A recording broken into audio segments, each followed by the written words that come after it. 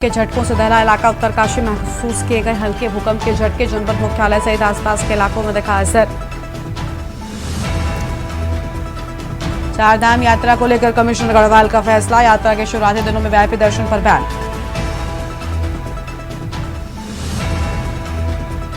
Kedarnath heli service में गड़बड़ी पर कड़ी निगरानी, केदारनाथ हेली सर्विस में फ्रॉड करने वालों पर रखी जाएगी कड़ी नजर।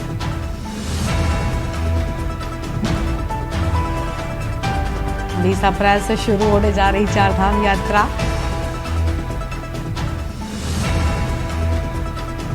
चारधाम यात्रा ब्रोशर का 8 भाषाओं में प्रकाशन, यात्रा के श्रद्धालुओं के लिए ब्रोशर का प्रकाशन।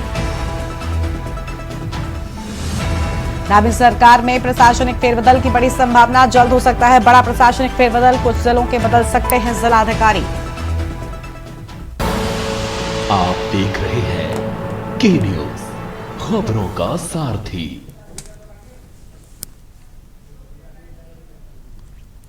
खबरों में आगे बढ़ेंगे उससे पहले सीधा आपको लखनऊ लेकर चलते हैं। अखिलेश यादव क्या कहना सुन लेते हैं। ये सरकार जो अपना सब कुछ खो दी है, इसीलिए कम्युनल पॉलिटिक्स पर उतर आई है।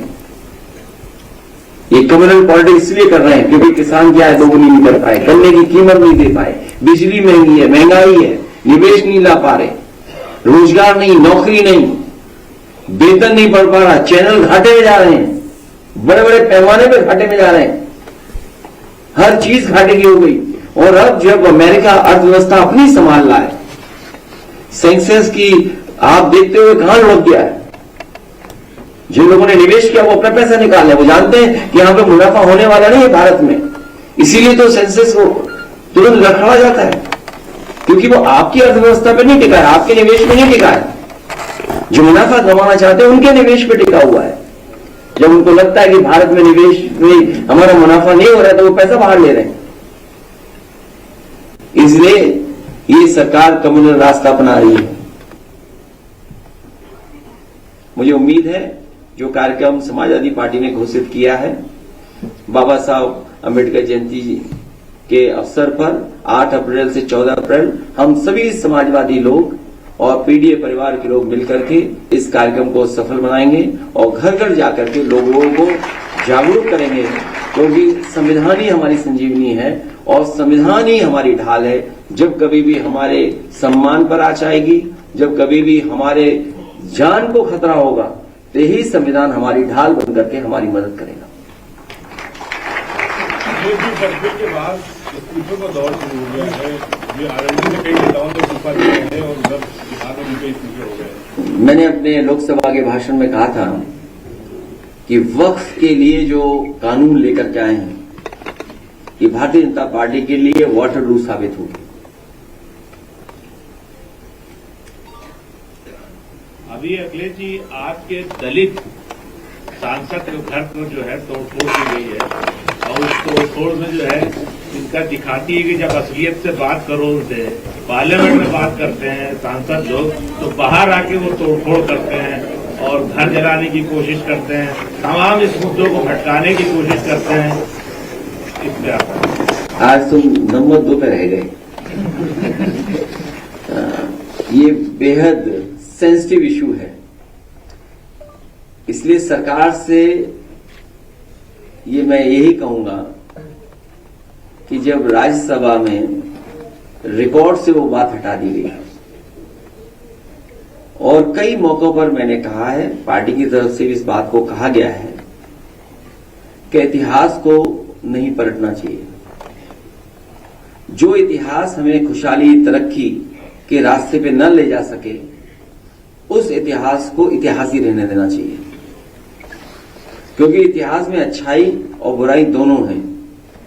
लोग पॉलिटिकल लाभ के लिए किसी भी पन्ने को रख लेते हैं। केवल यही नहीं, भारतीय जनता पार्टी करोड़ों रुपए खर्च कर रही है, करोड़ों तो कम बोल रहा हूं मैं। उनके बहुत सारे सीनियर लीडर्स जो यूपी के बाहर भी हैं, अन्य प्रदेशों में बैठे हैं, दिल्ली में भी हैं, गुड़गांव में भी हैं, उनके सेंटर्स हैं, वो करोड़ों रुपए खर्च करते हैं सोशल मीडिया पे बदनाम करने के लिए। इधर आपने देखा होगा जब से वक्फ का बिल और अब आगे बढ़ते हैं खबरों की ओर। भाजपा के प्रदेश प्रभारी दुष्यंत गौतम नैनीताल पहुंचे हैं, जहां पर भाजपा कार्यकर्ताओं ने उनका जोरदार स्वागत किया है। नैनीताल के राज्य अतिथि गृह में आयोजित बैठक में प्रदेश प्रभारी ने पार्टी के आने वाले कार्यक्रमों को जोरदार ढंग से मनाने के निर्देश दिए हैं। राज्य मंत्री जो अपने हमारे वक्फ बोर्ड से हमारा मकसद इतना ही है, जो मुसलमानों की जगह है, मंदिर हैं या उनके मस्जिदें हैं, दरगाह हैं, उनको नहीं, वो सब उन्हीं का है, लेकिन व्यवस्थित तरीके से जो उनके विकास में वो पैसा लगना चाहिए था, जिस प्रकार से वक्फ की गई थी, बेवाओं के देखभाल होनी चाहिए, बच्चों के लिए एजुकेशन सिस्टम बनना चाहिए, नौकरी का विकास होना चाहिए, स्कूल बनने चाहिए, हॉस्पिटल बनने चाहिए, ये सब मोदी जी के प्रति जो विश्वास पैदा हुआ है, सबका साथ सबका विकास, आज मुसलमान समाज, महिलाएं हैं, अनेक अनेक जाति के लोग हैं, सारे खुश हैं कि कहीं ना कहीं वक्फ में आए हुए प्रॉपर्टी हमारे विकास में काम आएगी। अभी तक लोग उनको वोट बैंक समझते थे, वोट बैंक की तरह इस्तेमाल किया करते थे, संसाधनों में पहला हक माइनॉरिटी का है, भाषण दिया करते थे, लेकिन मोदी जी ने सबका साथ सबका विकास एक तरफ से कोने से काम चालू किया और दूसरे कोने पे ख़त्म किया। ना हिंदू देखा, मुस्लिम, सिख, ईसाई नहीं देखा, उनके विकास के काम किए हैं। आज मोदी जी के प्रति विश्वास बढ़ा है और ये वक्फ प्रॉपर्टी उन समाज में, मुस्लिम समाज के विकास में काम आएगी।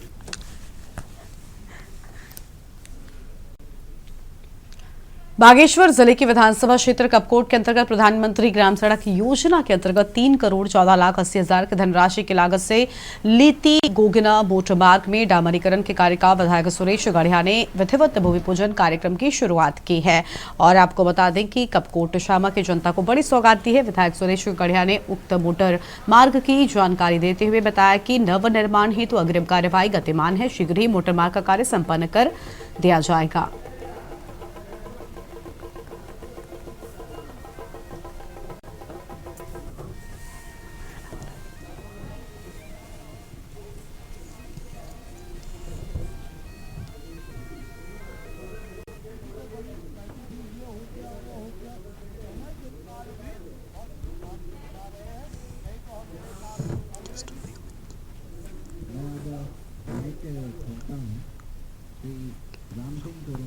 हमारे पूर्व जिला पंचायत अध्यक्ष बागेश्वर, जोरदार तालियों से स्वागत करें।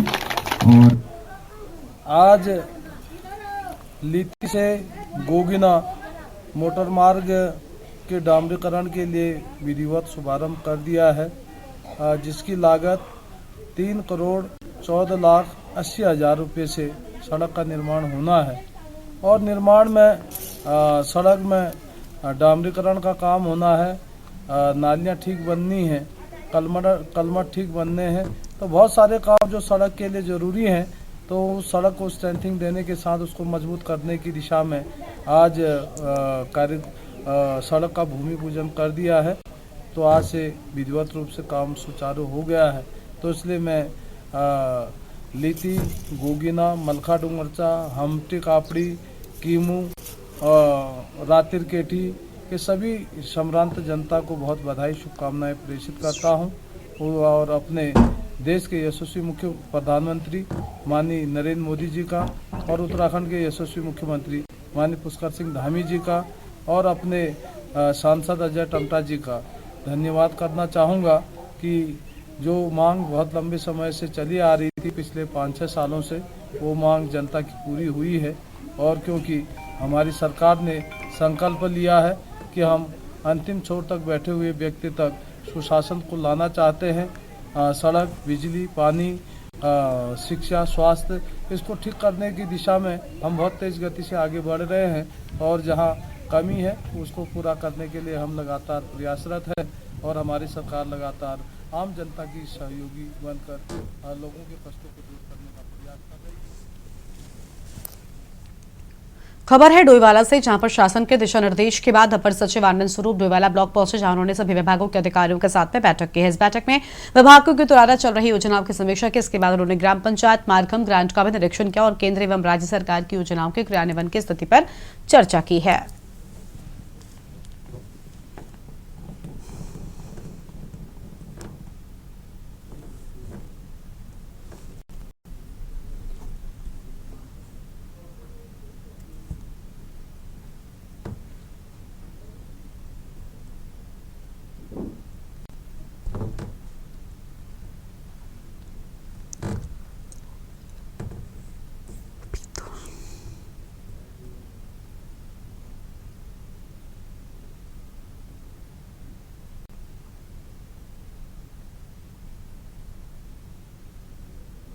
मुख्यमंत्री जी द्वारा सभी अपर सचिवों को चिन्हित ग्रामों में जाकर के और वहाँ की जो विकास की योजनाएं हैं उनकी समीक्षा करने के निर्देश प्राप्त हुए।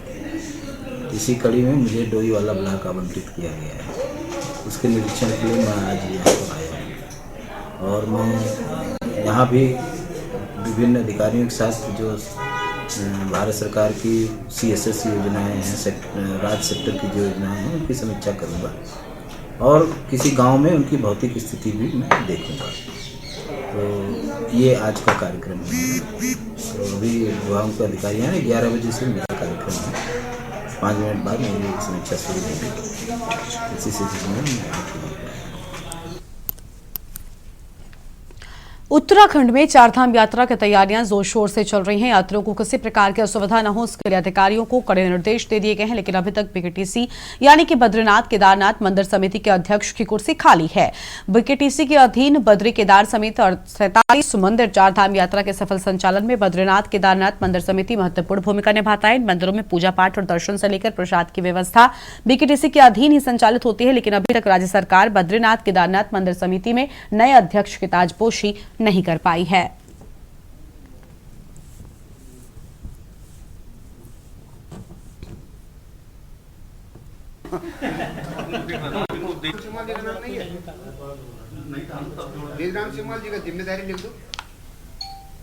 अभी बहुत सारे महत्वपूर्ण दायित्व अभी शेष हैं।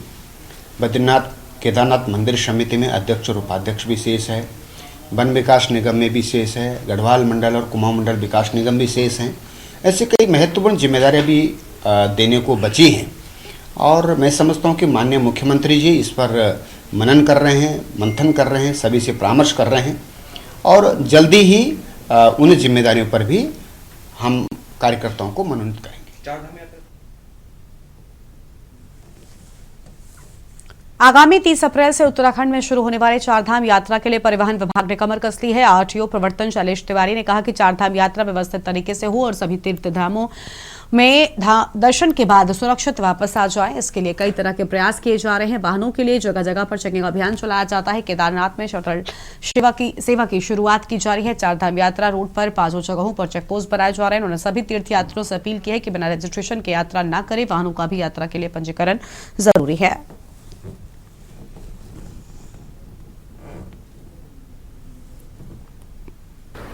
परिवहन विभाग उत्तराखंड ने जो आने वाला चारधाम यात्रा 2025 का है, इसके लिए पूरी तैयारी कर रखी है। हम लोग का प्रयास है कि जो भी यात्री चारधाम यात्रा पर जा रहे हैं उनके लिए वाहनों की कोई कमी नहीं हो। वाहन की अगर कोई कमी होती है तो रोडवेज से उसकी पूर्ति करेंगे हम। उसमें भी अगर गाड़ियाँ कुछ कम पड़ जाती हैं तो अन्य जगह जैसे केमू की गाड़ियाँ भी हम लोग मंगाते हैं। साथ ही साथ हम लोग का प्रयास रहता है कि जो चारधाम यात्रा पर लोग जा रहे हैं वो सुरक्षित यात्रा करें, सुरक्षित धाम तक पहुँचे और वहाँ से सुरक्षित घरों तक पहुँच जाएं। इसके लिए हम लोग गाड़ियों को चेक करते हैं कि गाड़ियाँ मानक के अनुसार हैं कि नहीं, ज़्यादा गाड़ी में लोग बैठे तो नहीं हैं, ओवरलोडिंग तो नहीं है, रास्ते में रैश ड्राइविंग तो नहीं की जा रही है।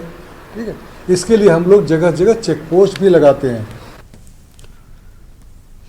रामनगर के आसपास के क्षेत्र में स्थित प्राइवेट स्कूल संचालकों की मनमानी से जहां एक और अभिभावकों की जेब पर अतिरिक्त भार पड़ रहा है, तो वहीं स्कूलों की मनमानी से लोग भी काफी परेशान नजर आ रहे हैं। शुक्रवार को SDM राहुल शाह और तहसीलदार कुलदीप पांडे के अलावा शिक्षा विभाग के अधिकारियों ने संयुक्त रूप से रामनगर एवं पीरमदारा क्षेत्र में स्टेशनरी विक्रेताओं की दुकान पर अचानक छापेमार कार्रवाई की। छापामार कार्रवाई के दौरान टीम को दुकानों पर काफी अनियमितता मिली। इस संबंध में जानकारी देते हुए SDM राहुल शाह ने कहा कि फीस वृद्धि को लेकर सभी स्कूल संचालकों के साथ शीघ्र एक बैठक आयोजित की जाएगी। करता ही नहीं उसका कोई किसी भी टाइप का कोई मतलब ड्रेस या कुछ भी नहीं, कुछ नहीं। हम केवल टाई बेल्ट कुछ नहीं सर।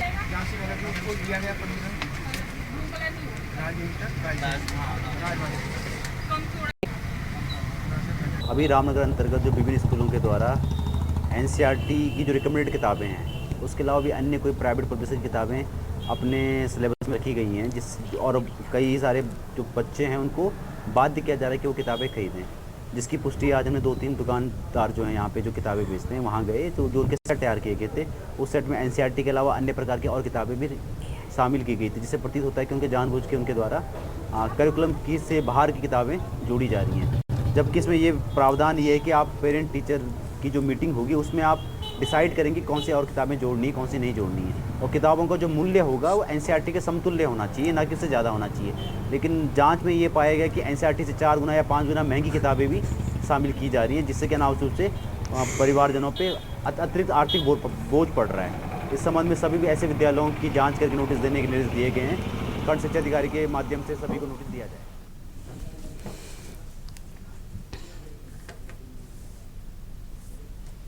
एक ब्रेक के लिए यहाँ पर रुकते जल लौटेंगे।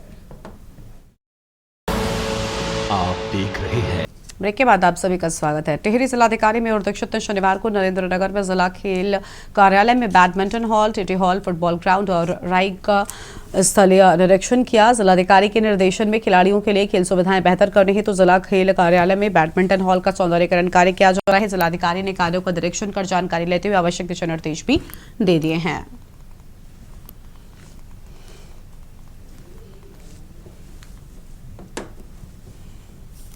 सेंट्रल स्कूल जो हमारे जनपद में 2 स्वीकृत हुए हैं, मदन नेगी में और नरेंद्र नगर में, तो दोनों की प्रक्रिया हमने आगे बढ़ा दी है।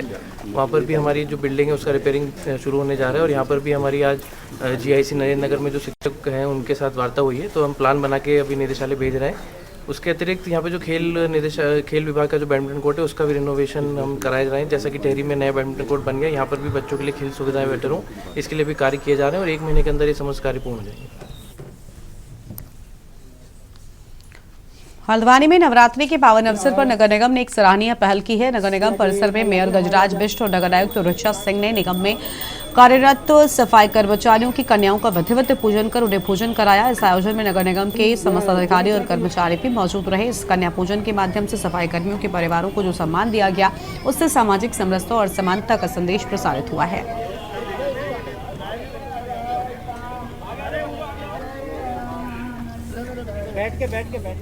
बच्चे हमारे जो स्वच्छता हमारे कर्मी हैं उन सब के बच्चे हैं यहाँ पर हमने बुलाए हैं। लगभग 101 बच्चे यहाँ पर हैं और मैं माँ से प्रार्थना करता हूँ उन बच्चों का भी, इन सभी परिवारों का मंगलमय हो, पूरे प्रदेश का मंगलमय हो, पूरे देश का मंगलमय हो। और 9 दिन जो नवरात्रि हम पूरा सनातन धर्म मनाता है, इसी के तहत आज अष्टमी के दिन पूरे निगम परिवार ने इन बच्चों का पूजन किया है, उन बच्चों से आशीर्वाद दिया है। या माँ के स्वरूप में हम सबके बीच में हैं और हमने इनसे यही इच्छा जाहिर की कि पूरे हल्द्वानी शहर, पूरे प्रदेश, पूरे देश का भला हो और शुभ हो, मंगलमय हो। देखिए, जैसा कि आप लोग देख रहे हैं कि नवरात्र का पर्व पूरे देश में धूमधाम से मनाया जा रहा है, तो उसमें जो हमारे नगर निगम के जो जितने भी कर्मचारी हैं उनकी जो बच्चियां हैं उनका कन्या पूजन का कार्यक्रम आज यहाँ रखा गया है। और इसमें सभी आप देख सकते हैं कि किस तरीके से यहाँ पर कन्या पूजन हो रहा है और सभी को बहुत सारी शुभकामनाएं। खबर है देहरादून से, जहां पर श्री राम मंदिर समिति दीपलोक कॉलोनी में श्री राम कथा आयोजित कराई जा रही है। 30 मार्च से 5 अप्रैल तक जारी रहने वाले इस कथा समागम में प्रतिदिन बड़ी संख्या में श्रद्धालु राम भक्तों के पहुंचने का सिलसिला जारी है। कथावाचक सुभाष जोशी कथा प्रवचन के दौरान श्री राम के जीवन प्रसंगों के माध्यम से भक्ति भाव का प्रवाह कर रहे हैं। श्रोता कथा सुनकर भक्ति गंगा में गोते लगाकर भाव विभोर हो रहे हैं। बड़े ही नहीं बल्कि युवा और बच्चों में भी राम कथा के प्रति अनुराग साफ दिखाई दे रहा है। ये कथा का, राम गंगा कथा का प्रवाह हो रहा है और रामनवमी तक यानी दोपहर 12 साढ़े 12 बजे तक इसका विश्राम हो जाएगा। जो चैत्र शुक्ल नववर्ष प्रतिपदा, संवत्सर प्रतिपदा से प्रारंभ हुई और बच्चों में, युवाओं में और हमारी बालिकाओं में, बच्चों में जो पाश्चात्य संस्कृति से प्रभावित हैं उसको अपनी सुसंस्कृति में लाने के लिए राम के आचरण को, राम की मर्यादा को, राम की अखंडता को, राम का संकल्प, राम की मर्यादा को लाने के लिए ये कथा का विशेष रूप से आयोजन हो रहा है।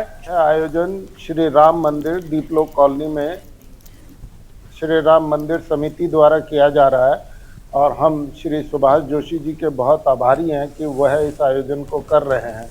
और इसका असर तो उसी दिन से दिखाई देने लगा जिस दिन से हमने आयोजन शुरू किया। बहुत सारी समस्याएं रुकी हुई हमारी सॉल्व होने लगी हैं जब से आयोजन शुरू हुआ है। यह 6 तारीख तक चलेगा। 6 तारीख को जो है ये 12 बजे विश्राम लेगा।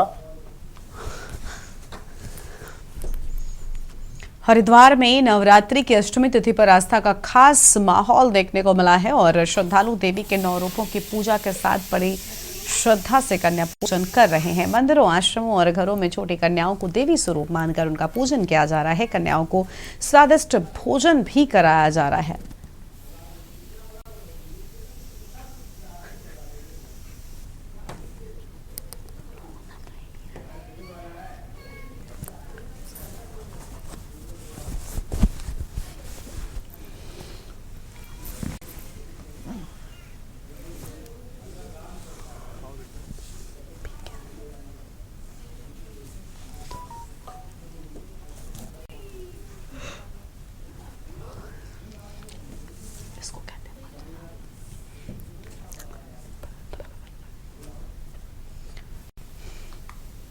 चारधाम यात्रा के आगाज से पहले हरिद्वार में कुछ ढाबों और होटलों को लेकर विवाद गहराता ही जा रहा है। दिल्ली नेशनल हाईवे पर स्थित कई प्रतिष्ठानों में हिंदू देवी देवताओं के झंडे लगे हुए हैं, लेकिन जब ग्राहकों के द्वारा ऑनलाइन भुगतान किया जाता है तो सामने आता है कि इनका संचालन मुस्लिम समुदाय के लोगों को द्वारा किया जा रहा है। ये मामला तब और गर्मा गया जब विश्व हिंदू परिषद ने इसे धार्मिक भावनाओं से जुड़ा मुद्दा बताते हुए प्रदर्शन किया और प्रशासन ने सख्त कार्रवाई की मांग की है। विहिप का आरोप है कि ये एक तरह की पहचान छिपाकर व्यवसाय करने की कोशिश है, जो श्रद्धालुओं की आस्था के साथ में खिलवाड़ है।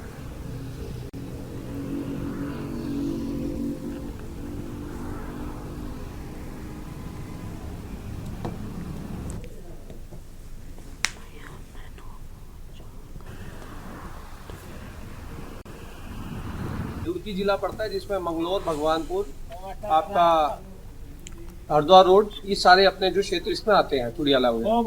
तो जो आपने बात कही कि भाई जो मंगलौर रोड पे ढाबे चल रहे हैं उस पे झंडे लगे हुए हैं, असल में क्या है, हमने इसका कुछ दिन पहले ही इसकी कंप्लेंट भी करी थी एसडीएम साहब से। उसमें उन्होंने उन लोगों को बुलाया था, उन्होंने वो रेंट जो अपनी रेंट पे दे रखी है मोमडनों को, एक विशेष समुदाय के लोगों को रेंट पे दे रखी है, तो उसके लिए हमने जो है वहां पर उन्हें एसडीएम साहब ने सबको बुलाया था, उनको कहा था कि इसमें अपना नाम लिख के, उन्होंने नाम भी लिखा था। बस कुछ समय बाद वो चीज चली और कुछ समय जैसे प्रशासन की चाल धीमी हुई, कह लो कि भाई हम लोग भी थोड़ा बिजी हुए, तो फिर वो दोबारा से पुनः देखने में आया कि जैसे आपने बताया कि झंडे लगे हुए हैं, तो इस पे हम दोबारा से जो है एसडीएम साहब से ही मिलेंगे। ऐसे सभी संदिग्ध अवस्था में जुड़ी है, उन सबकी जांच वेरिफिकेशन हो, अगर कहीं की इस प्रकार की गलत जानकारियां पाई जाएंगी तो उनके खिलाफ कार्रवाई होगी। आज जो है उत्तराखंड में चारधाम यात्रा शुरू हो रही है और चारधाम यात्रा के समय उत्तराखंड बॉर्डर से जो अंदर घुसते हैं और ऊपर पहाड़ में भी जगह जगह जो दुकानें खुली हुई है वो जिहादियों की खुली हुई है, लेकिन उनपे अपनी पहचान छुपाकर महादेव के नाम से, गणेश के नाम से, दुर्गा के नाम से, हमारे देवी देवताओं के नाम से वो दुकानें खोली गई है। अपनी पहचान छुपाकर वो दुकानें खोली गई है और थूक जिहाद, मूत जिहाद का काम जो ये जिहादी कर रहे हैं, इस पर भी सरकार और शासन प्रशासन को सख्त रूप से कार्रवाई करनी पड़ेगी।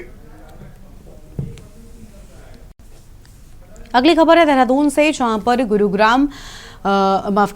Ramdas institute of management and technology में बहुराष्ट्रीय कंपनी विस्टो टेक ग्लोबल सर्विसेज द्वारा कैंपस प्लेसमेंट का आयोजन किया गया। सर्विस और आईटी ऑपरेशंस क्षेत्र की इस प्रतिष्ठित कंपनी में कई चरणों की चयन प्रक्रिया के बाद मैनेजमेंट विभाग के कुल 22 छात्र छात्राओं को नियुक्ति मिली। चयनित छात्रों ने सफलता का श्रेय अपने अभिभावकों और शिक्षकों को दिया है। संस्थान के वाइस चेयरमैन सरदार इंद्रजीत सिंह ओबेरॉय ने सभी चयनित विद्यार्थियों और उनके शिक्षकों को बधाई देते हुए उन्हें अपने ज्ञान का उपयोग मानव कल्याण के लिए करने की प्रेरणा दी। संस्थान के महानिदेशक डॉक्टर पंकज चौधरी ने विस्टो टेक की एचआर टीम का स्वागत करते हुए कहा कि कंपनी में संस्थान के पूर्व छात्र भी कार्यरत हैं। उन्होंने कंपनी के मैनेजिंग डायरेक्टर मोक्षित और एचआर टीम का विशेष रूप से आभार जताया है।